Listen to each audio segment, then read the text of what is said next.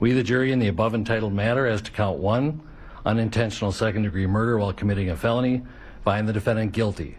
The verdict had me extremely emotional. You know, I actually teared up when I seen it because I was so concerned about them coming back with a not guilty verdict. I can't breathe. I can't breathe. I can't breathe.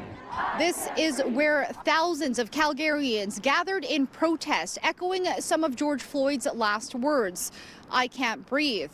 And while local activists are seeing some justice with a guilty verdict for Derek Chauvin, they're stopping short of celebrating. Nothing to celebrate for me. I think the fact that I have to constantly celebrate what should be expected in itself is sickening. But as this case closes for George Floyd, there are others like him. And activists argue this doesn't stop systemic racism or over-policing of Black, Indigenous, and people of color. We're not going to undo 400 plus years of slavery and oppression in less than 365 days.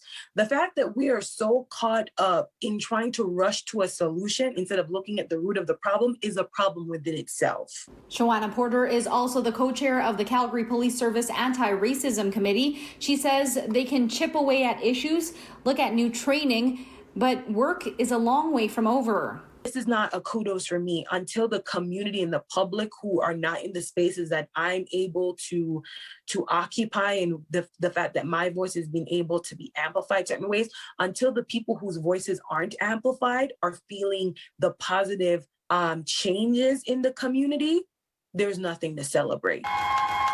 Until we dismantle that system of systemic racism and that system of prejudice, you know, we haven't fully done our work. But I do feel that this was an awakening, a racial awakening for the world and Calgary in general. In Calgary, Crystal Adaris, City News.